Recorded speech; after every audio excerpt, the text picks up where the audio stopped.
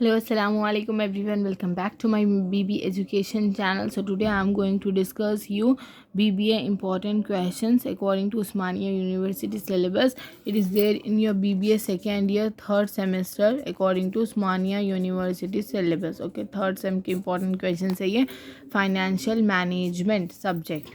ठीक है, अभी जो भी पिछले वीडियोस में अपलोड करी हूँ वो सारे वीडियोस आप देखिए। बीबीए के पूरे पूरे सब्जेक्ट्स मैं इसमें अपलोड करने की कोशिश कर रही हूँ आप सबके लिए, और आप सबकी रिक्वेस्ट से सारे सब्जेक्ट्स अपलोड करने की कोशिश कर रही हूँ। आपको अगर से कोई क्वेरीज़ है तो आप मेरे को कमेंट में बोल सकते हैं। इफ़ अगर कोई सब्जेक्ट में से छूट जाए तब आप मेरे से पूछ भी सकते हैं कि उसके important questions that particular subject के। So I will try to give you my main motive is that you should score good marks in your exams. Okay, I'm not getting anything from this video, but I'll try to develop myself as well, so I'm uploading these videos to you. It will get beneficial, inshallah. Here, financial management, you have 5 units in this particular subject. This financial management, you will have 5 units. First one is nature of financial management, then second one is concept of time value of money, then third one is source of long term finance, fourth one is working capital management, then fifth one is receivable management objectives. So let's discuss each unit in detail. Okay मैं अभी यहाँ पर video के starting में आपको पूरे 5 units explain कर दूँगी कि कौन कौन से 5 यूनिट्स आपको पढ़ना है और कौन से 5 यूनिट्स आप पढ़ने से आपको अच्छे से अच्छे आप स्कोर कर सकते हैं। ठीक है, देन नेक्स्ट क्या रहेगा, आपको जो भी सिर्फ पास मार्क्स लाना चाह रहे एग्ज़ाम में, जस्ट पास या फिर सी ग्रेड, बी ग्रेड और डी ग्रेड जिसको चाहिए, उनके लिए आपको सिर्फ पास होने के लिए आपको क्या पढ़ना है वो भी मैं बताऊंगी इस वीडियो में, और आपको हाईएस्ट स्कोर करने के लिए कौन से टॉपिक्स कवर करने हैं। ओके, सो ये वीडियो को आप एंड तक देखिए, तब आपको अच्छे से समझ में आ जाएगा।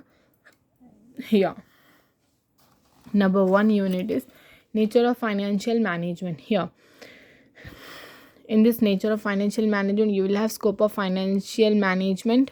Scope of financial management long के लिए बहुत ज़्यादा इंपॉर्टेंट है। देन नेक्स्ट क्या, profit maximisation versus wealth maximisation versus value maximisation traditional and modern approach. ये आपको शॉर्ट के लिए इंपॉर्टेंट, तो शॉर्ट के लिए पढ़िए आप यहाँ से यहाँ तक, राइट। देन आपको क्या है, objectives of financial management, the very most important. कभी कभी आपको शॉर्ट के लिए या फिर लॉन्ग के लिए भी आ सकते हैं ये objectives, right. Then organisation of finance function, it will also come for short and as well as for long. Long के लिए ज़्यादा आएगा ये, ठीक है। Then financing decision, current asset management decision. So current asset management decision ये important है आपको शॉर्ट के लिए, ठीक है। सो अभी यहाँ फर्स्ट यूनिट में इतना आपको कवर हो चुका है। देन सेकेंड यूनिट में क्या है, concept of time value of money. Then time value of money, compounding, discounting, present value, future value and annuity. It will come for long as well as for short. अभी long के लिए किस तरह आएगा ये question, time value of money आपको यहाँ पे option A time value of money, then compounding, then discounting. एक एक टॉपिक को एक पर्टिकुलर 4 लाइन्स एक्सप्लेन करने के लिए आपको एग्जामिनर पूछेगा, तो आपको क्या करना है, एक एक पर्टिकुलर टॉपिक एक्सप्लेन करना है एग्जामिनर के पॉइंट ऑफ व्यू से, 4 लाइन्स और 3 लाइन्स। सो ये लॉन्ग आपका कवर हो जाएगा इसमें, ठीक है। ज़्यादा लेंदी आंसर्स लिखने से आपको मार्क्स नहीं मिलने वाले एग्जाम्स में। पॉइंटफुल, जहाँ पे आपके मीनिंगफुल आंसर्स आपको लिखना है। मीनिंगफुल आंसर है आपका 2 और 3 पेजेस का भी है, सो आपको 12 मार्क्स मिल जाएंगे एग्ज़ाम में, राइट। इफ़ आपके आंसर्स जो है वो बहुत ही शॉर्ट है, 2-3 पेजेस के भी नहीं है, हाफ है, so you will get half marks. But meaningful answer आपका है, हाफ पेज भी है, तो भी आपको 6 to 7 पॉइंट्स मिलने वाले एग्जाम्स में, राइट।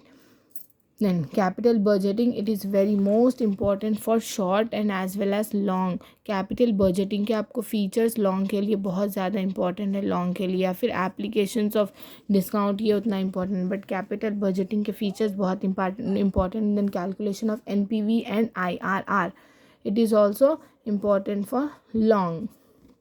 लॉन्ग आप पढ़ेंगे तो आपको शॉर्ट ऑटोमेटिकली इसमें कवर होने वाला है, राइट। देन थर्ड यूनिट क्या है, sources of long term finance. Sources of long term finance में क्या है, capital structure, meaning determinants of capital structure, long के लिए या फिर शॉर्ट के लिए, दोनों के लिए भी बहुत इंपॉर्टेंट है ये, right. Then cost of capital components, cost of capital components and cost of capital, weighted average cost of capital, ये भी इंपॉर्टेंट है आपको लॉन्ग शॉर्ट के लिए।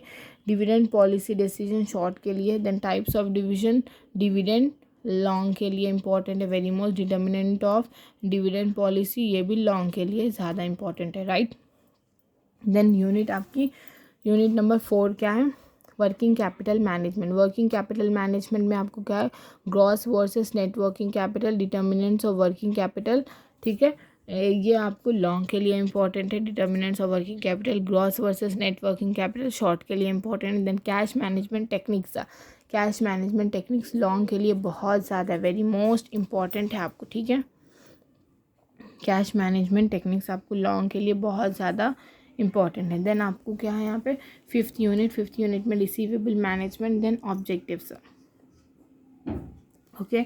अभी यहाँ रिसीवेबल मैनेजमेंट ऑब्जेक्टिव्स में आपको कौन कौन से टॉपिक्स कवर होने वाले, ABC एनालिसिस बहुत important, then minimum level, then maximum level, EOQ, then basic model, reorder level, safety, stock, ठीक है। लॉन्ग और शॉर्ट मिला के आपको इतना ही पढ़ना है इसमें।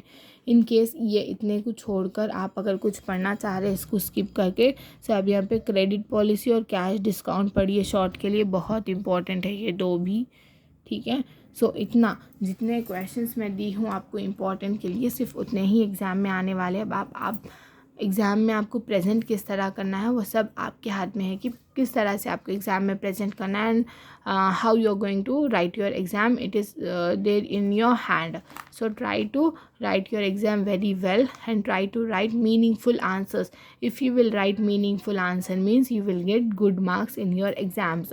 So and one more thing, those who want to get only 60 to 70% marks, मतलब किसी को थोड़े आप कुछ स्टूडेंट्स को सिर्फ 60 to 70% ही कवर करना रहता है यहाँ पर। सो आपको अगर 60 to 70% कवर करना है, आप सिर्फ 3 यूनिट पढ़िए। 3 यूनिट, वो 3 यूनिट जो मैं यहाँ पर सेलेक्ट करी हूँ, वो 3 यूनिट में आपको नंबर 1 यूनिट कंपलसरी रहने वाला है। फर्स्ट यूनिट आपको पढ़ना ही पढ़ना है। देन आपको पढ़ना है third unit, okay, third unit, sorry second unit, first unit, second unit and fourth unit you should learn.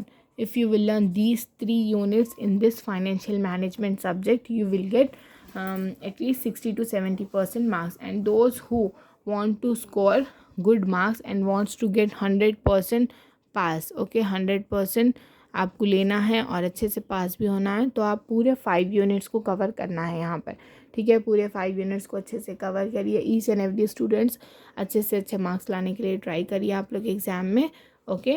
अभी और यहाँ पर जितना मैं इम्पोर्टेंट दी हूँ वो पूरा इम्पोर्टेंट इफ़ आप लोग पढ़ते हो सो गारंटीड है कि आप कंपलसरी पास हो जाओगे एग्ज़ाम में, and you will get 100% passed with 90% if you will learn these 5 units. If you learn these 3 units means you will get 60 to 70% of marks, okay. So if you have any queries in this subject or else you want me to explain any other subject means you can ask me in the comment section.